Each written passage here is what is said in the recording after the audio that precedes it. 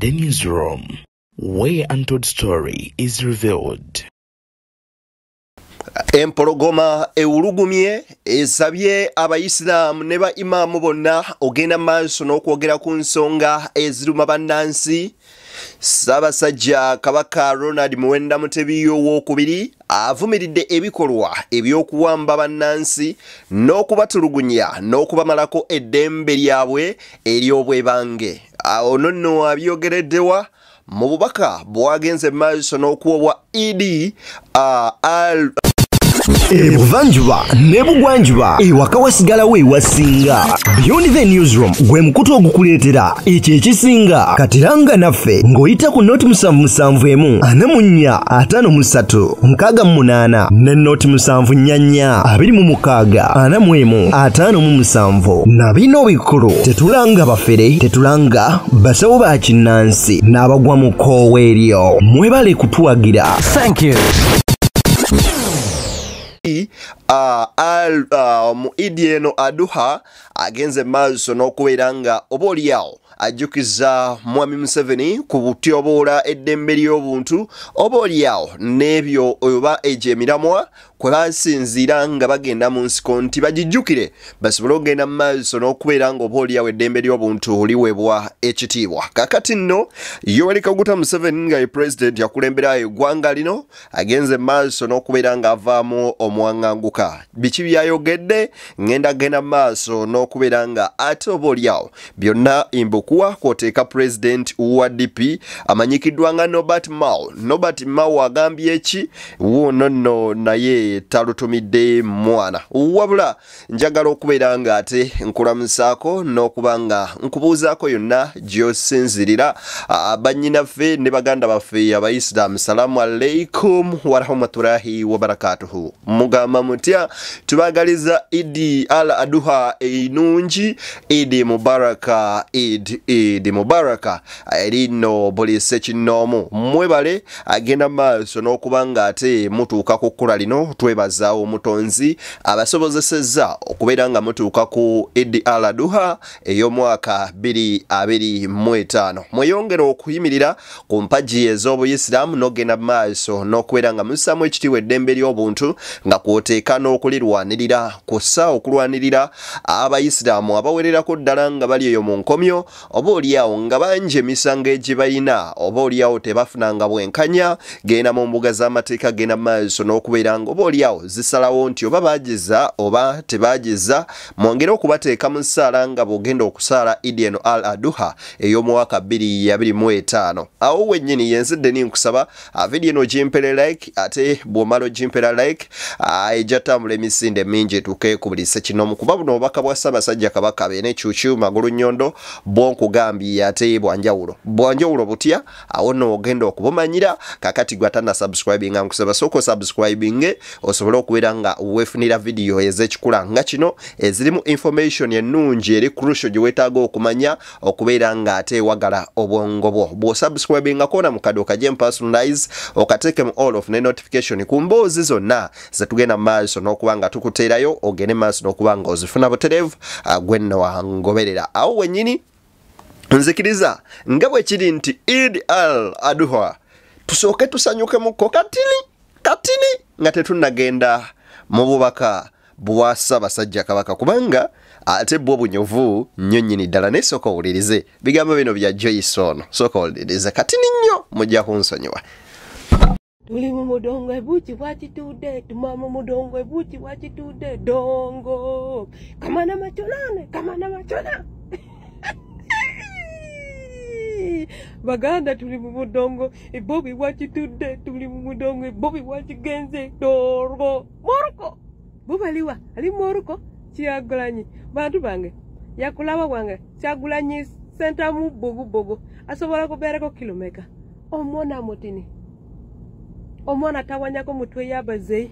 If you know you are 50 years the pressure increase or decrease ogena kufayago kubobi wine omwana tawanyako baina mundu baina tanka baina basement baina jet Kyagulanyi kyawazino wulde mulanga Teso, leta ko ente mukaga yeka. La, Kyagulanyi mukama kumbe kugwe. Omukyalo ono bamuyita Joyce. Abangi ababeera ku mikutu emikwanira wala bamumanyi.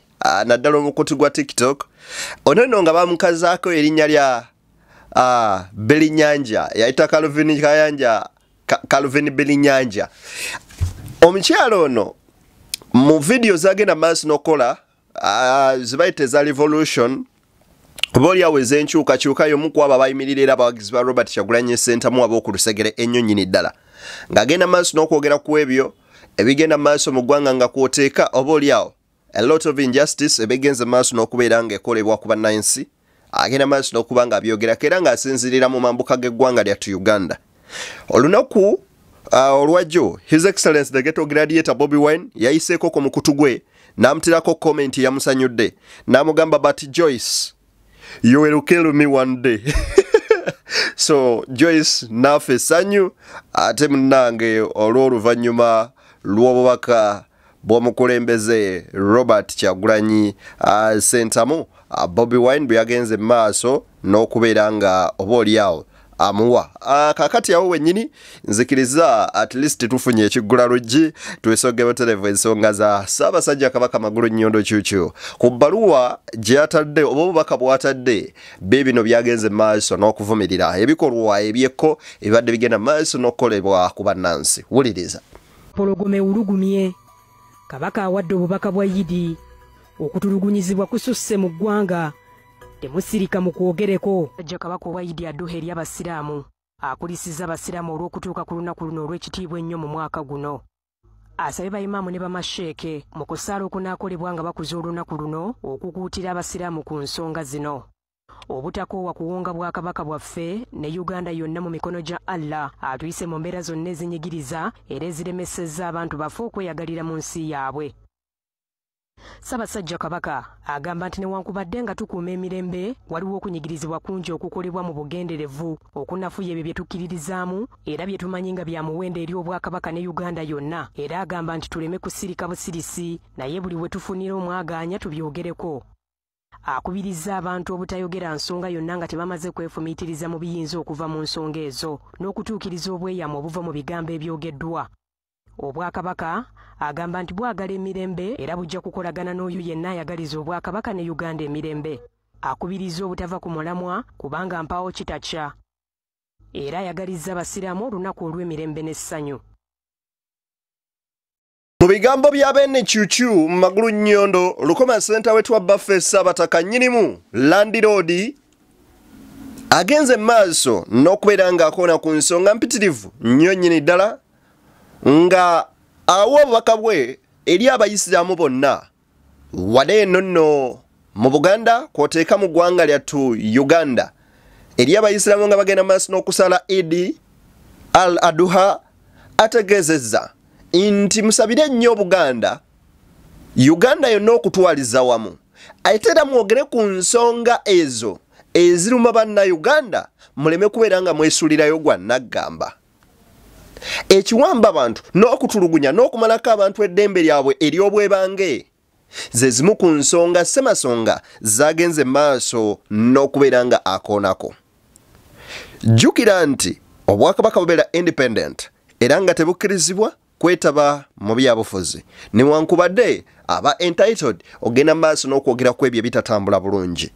Ebbaluwa eno bino yawandiikibwa ng'enaku z'omwezi 4 June era obubaka nga bugamba bwe buti obubaka bwa Ssaabasajja Kabaka obwa Eid al-Aduha 2025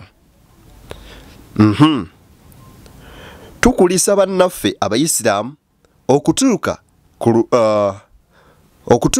ku lunaku olw'ekitiibwa ennyo olwa Eid Aduha olw'omwaka 2025 mu kusaala okunaabeerawo okukuza olunaku luno tusaba ba imam ne bamasheek okukuutira abantu baffe ensonga zino nsonga namba emu obutakoowa kuwonga bwakabaka bwaffe ne Uganda yonna mu mikono gya Allah atuyise mu mbeera zonna ezinyigiriza era eziremesa abantu baffe okweyagalira mu nsi yaabwe. Mu statement yen Ssaabasajja Kabaka agamba bwe tuba tusaala tugende maaso n'okusaba ennyo Katonda Allah omutonzi waffe nnyini byonna nnyini nsi, tumusabe atuyambe ku ebyo ebitulemesezza okubeera nga tweyagalira mu nsi yaffe ebinyigiriza. Kati muwadde bagamba nti ebigenda mu maaso ebikolwa ebyeffujja ebikolebwa ku bannansi n'ebyo ebirala ebiremesa bannansi okubeera nga beeyagala nti Ssaabasajja tabiraba, kati keekadde abalage nti ebigenda mu maaso abiraba. Naye olw'okuba nti nga Kabaka wabeerawo waayimiridde nga talina vvayo mu bwetonzi agambe nti kino ne kino ne kino ne kino, naye musajja wattu ku luno avuddeyo n'awandiika n'agamba olw'ebyo ebinyigiriza bannayuganda, ku lw'ebyo ebikolwa ebyeffutwa, ebikolwa ebyettima, ebikolwa eby'obujoozi ebituusibwa ku baana ba Buganda, ebituusibwa ku bannayuganda abaggweredde mu makomera, abattiddwa, abafiiriddwako ebyabwe, ababbiddwako amataka gaabwe, nga tebakyayina we babegeka luba, abamenyeddwako amayumba gaabwe ne batayiririrwa, ng'essaawa y'olunaku olwaleero bannansi bafuuse emmomboze mu ggwanga lyabwe, ebikolwa ebyefaananyirizaako ko bwe bityo ebyettima. Mwana tugende maaso n'okubissa mu maaso ga Allah. Owaneeno ensonga ey'okubiri, newankubadde tukuuma emirembe naye newankubadde tukuuma emirembe naye waliwo okunyigirizibwa kungi okukolebwa mu bugenderevu okunafuya ebyo bye tukkiririzaamu era bye tumanyi nga bya muwendo eri Obwakabaka ne Uganda yonna, kyokka tuleme kusirika busirisi naye buli we tufunira omwaganya tubyogereko. Wano Kyagulanyi yakola statement n'abagamba temusirika. By the way, let me tell you this. Injustice to one of us is injustice to everybody. Oba to all of us. Ssaabasajja Kabaka agamba nti buli we tufunira omwaganya okwogera ku ebyo ebitunyigiriza weebiri bingi tubyogereko, mubyogereko, abakulembeze mu nzikiriza. Era ng'akubiriza ba imaamu ne bamasheeka nga basaalisa oboolyawo Idi eno Al-Adha, agamba nti ebikolwa ebyekko ebinyigiriza ebikolebwa mu bugenderevu mugende maaso n'okubeera nga oboolyawo mubyogerako ebyo nno ebigenda maaso n'okuba nga birinnyirira eddembe ery'obwebange. Ensonga ziri ssatu kati n'ey'okusatu. Mukubirize nnyo abantu obutayogera nsonga yonna nga tebamaze kwefumiitiriza mu biyinza okuva mu nsonga eyo, n'okutuukiriza obweyamo obuva mu bigambo ebyogeddwa. Obwakabaka bwagala mirembe era bujja kukolagana n'oyo yenna ayagaliza Obwakabaka ne Uganda emirembe. Agamba nti buli kigambo kyoyogera, think twice before you speak. Lowooza emirundi ebiri nga tonnayogera. Kiki kye kiyinza okuvaamu na impact ki ekigambo kyoyogera kye kiyinza okubeera nga kikola. Kaakati awo olyoka oyogere ate olabe nga ebigambo byeddo bituusa naye nga tebisiga bukyayi, wabula nga message yo etuusa oba obubaka bwo nga butuuse ku audience gy'obadde obuulira. Wuliriza kano kakulu nnyo. Agambye bw'ati, tubakubiriza obutava ku mulamwa kubanga mpaawo kitakya. Byonna kabibeewo kabikolebwe ne bwe banaakola ki, naye abagamba musigale ku nsonga semasonga. temugivaako empaawo ekitacha nti olunaku lujja kukya nga bino byogerwako nga ngero nti ne bino byaliwo bubaka bwa Ssaabasajja Kabaka Ronald Muwenda Mutebi owookubiri baffe nyirimu bwaweereza ku Yidi era akasembayo n'agamba tubaagaliza olunaku olw'emirembe n'essanyu nasaako omukono Ronald Muwenda Mutebi owookubiri Ssaabasajja Kabaka wa Buganda. Baganda baffe mwenna abali eyo nga mubadde mwebuuza nti Buganda ng'esirise nga baana ba Buganda bawambibwa ne bakwatibwa abamu ne babula nga mpaawo n'amuwa amanyiwa gye bali. Bangi bali mu makomera bavundira eyo. Ssaabasajja Kabaka avuddeyo n'ayogera ku ebyo bitagenda bulungi n'abakubiriza nti muyimusa amaloboozi gammwe mubyogereko oba oliawo bisobola okukyuka ne bigenda maaso n'okubeera nga bivaayo. Kakati nno njagala ku video yino President Yoweri Kaguta Museveni Tibuhaburwa avuddeyo n'agenda maaso n'okubeera nga yeebaza Speaker Anita Among n'abagamba mwebale ogenda maaso n'okuba nga miisa etteeka ery'okuba nga UPDF ewozesa endigeso era n'ategeeza ayisizaamu eggaali ababaka nga Bazzaake Francis Butebi kw'oteeka Lutamaguzi. Sooka owulirize ate ku nsonga zino tugeyongereyo. Wulira wano. Now, I want to congratulate Parliament and the Speaker for the bills which you passed, which you handled.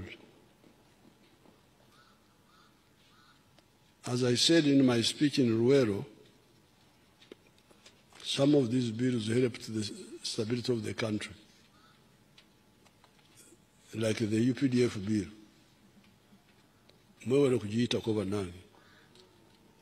That one was really one of the speakers. I was watching, you know, sometimes I watch a wonderful UBC. When they are not playing football, they also give some news. Because when they have football, they forget about us. Now, I saw one of the young people, the young man is a legislator, was saying that in a company, you have got internal procedures where you can exercise administrative discipline. But if it is a crime, it must go to court. Of course, it is correct. But if UPDF is not a business company, to find a member of parliament thinking that UPDF is a business company is really a disaster. So I want to congratulate Parliament. Museveni yebaza Parliament ne Speaker Anita Among okubanga yasimbe kuli okubeera nga ayisa etteeka lya UPDF erigenda okubeera nga litwala bannansi okubawuzisa mu kkooti y'amagye okuli ebyambalo bye bagazetinga n'ebintu ebirala bingi nnyo nnyini ddala nga ebyo nno kumpi buli munnayuganda ayinza okukomekereza nga agenze maaso n'okuloweza ku bukambwe bwa kkooti y'amagye era bangi bawakanya n'akulira oludda oluvuganya Joel Ssenyonyi Besekezi bw'atyo bwe yafuluma Parliament n'ababaka be abamugoberera ne bamugoberera. Museveni awo nno waasinziridde ogenda mu maaso n'okubeera ng'ategeeza bannamitiyaana ne bannaluweero nti mwalonda bubi muddeyo mulonde. Waliwo obusajja obunfuukidde ekizibu Kazzaake n'akasajja ako kamanyikiddwa nga Kalutamaguzi. Wulira ebigambo Museveni byakozesezza okutaminga Zaake. Agambye ab'emitiyaana mwalonda bubi akasajja Kazzaake mukyuseemu ebintu ng'ebyo sibyagala. Naye ab'emitiyaana muteereza akalulu bannange.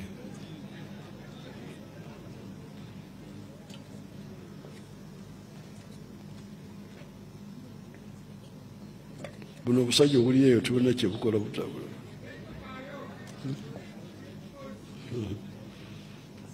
Mugenda muleeta obusajjasajja buli eyo.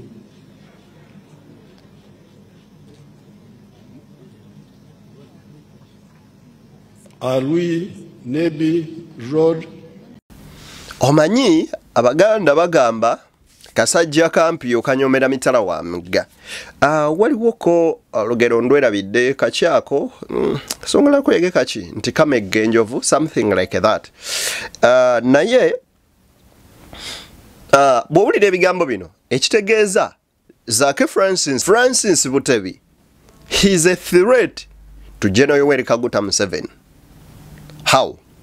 Eyo pressure gy'ateekawo n'okumulabanga kazanyirezi nga munnakatemba amuteekako pressure. That's why abagamba pane mukyuseemu akasajja ako tekalina kye kakoze. Akasajja ako why Zake among them? Lwaki Zake mu bonna? Lwaki tayogeddeko ku bakagabo? Lwaki tayogeddeko ku bampuuga nti n'abawaana nti bakoze bulungi? Reason being, kana akalenzi kagano beera compromised. Akalenzi kagano kwata mu bigali ne kakwata mu byabalongo. Wuliriza ate kyakoze mbu abeeruwero mwe nakaseke simanya south mukyuseemu kasajja kalutta maguzi bigambo bya mukama wammwe. Wuliriza wali akasajja eyo naye nakasiikibwa nange akasajja abantu bange mutereeze ebigambo ebyo obusajja bugende bukola ebirala. Matuga Semutoka Peka Tororo Mbare Soroti. This is musajja agamba abantu b'Nakaseke bane wali akasajja eyo obo musajja mu bujjeeyo bugende bukola ebirala nti mubajje mu position we bamunyigiririza kubanga akaliro omusajja alabika nga akawulidde kakati nogwe oli mulonzi w'Nakaseke lowoozaako ku ky'okujja olutamaguzi oba okumuzzaayo. Anyway, ebyo nno bigambo bya General Yoweri Kaguta Museveni olunaku lwajjo we yadde agenda maaso n'okubeera nga abeera ku mukolo nga Parliament egenda maaso n'okubeera nga emaliriza omwaka gwayo ogwokuna era nga bakasharinga in omwaka ogwokutaano ate era nga gwe gusemberayo ddala mu kisanja kya Parliament eno ey'ekumi. Kakati nno mu ebyo ebigambo njagala nkwe ku bigambo bino bya musajja mukulu Norbert Mao. Before nga sinnakuwa Norbert Mao, abooludda oluvuganya mu Parliament bonna tebagenze maaso na kwatendinga sitting y'olunaku olwajjo era leader of opposition n'ababaka abamu bakutemu ezaabwe ne bagenda mu ggwanga ne banyikiddwa ng'erya Kenya mu ddwaliro lya Aga Khan okulambula ku mukyala omubaka owa Kampala Central Shamim Malende.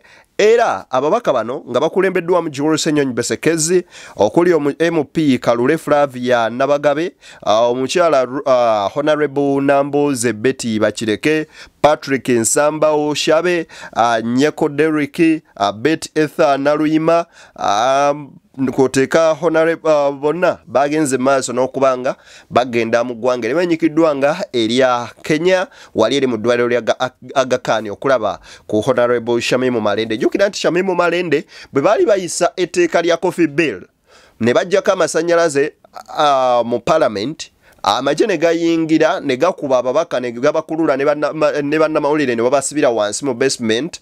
Bagenda maaso n'okubeera nga munnange bamuwalabula ne bamuyisa bubi nnyo. Embeera okuva ku olwo yatabuka ey'obulamu bwe mpaka nakati taddanga ngulu oba tagendanga maaso nakubeera nga afuna maanyi. We twogerera kaakati akyali ku bujjanjabi mu ggwanga erimanyikiddwa obulungi nga erya Kenya wali eri mu ddwaliro lya Khan. Fenna munnange muwanike emikono awamu oba oliawo tuweereze essaala eri omubaka Shamim Malende kwikirika vale y'omu ku bakyala ababadde bambi empajiruwagga nnyo nnyini ddala munnamateeka omukukunavu era nga abadde musaale mu kuwolereza abaana b'enkyukakyuka bonna abadde bagenda maaso n'okuba nga basibwa. So akadde kaneno ng'ayita mu mbeera ey'okusomozebwa mumuyimirirewo mumuweereze ku ssaala nga bw'osala Idi Aduha agenda maaso n'okubeera nga omukyala Shamim Malende oba oliawo omuteeka mu ssaala zo agende maaso n'okuba nga omutonzi oba oliawo agenda maaso n'okukola ku nsonga ze. Kakati nkuwa ku bigambo bya Norbert Mao. Wuuliriza. Look at the way we conduct ourselves even in Parliament. People are not talking to each other. We must build bridges, really. It wasn't a coincidence, and there are those who didn't want to come for the meeting didn't come. But I can tell you, I am in government, and you would be shocked the kind of people who meet General Saleh. They're the kind of people who unleash venom against the government, but they meet him and they talk. So why do you have to deceive people that you are not talking? I mean, even Nancy Pelosi used to go and meet Trump. The question is, what are you talking about?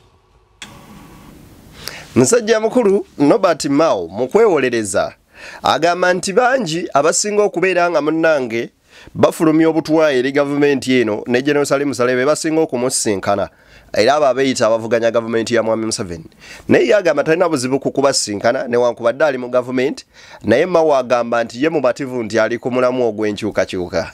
David na Uganda I think ndowooza tugere maaso n'okubeera nga tubeera bakalaba nnyo okusobola okubeera agembereezivu obaolyawo tuzivuunuka n'okubeera nga tuziyita musebyo byo bigambo bya musajja mukulu amanyikiddwa nga Norbert Mao byekutuusizaako amawulire mangi genkyakuleetera tuli ku BTN Media Beyond the Newsroom nzadde nitusinkane nga Mungu akkiriza mbagaliza Eid Aduha ennungi ate munnange mwabasaze ebisolo ne mugenda maaso n'okuba nga ko omuntu omu babiri basatu booliisa kyokoze ekikolwa ekyo kya muwendo nnyo nnyini ddala tusinkane nga Mungu akkiriza ate munnange mbagaliza bye munjagaliza.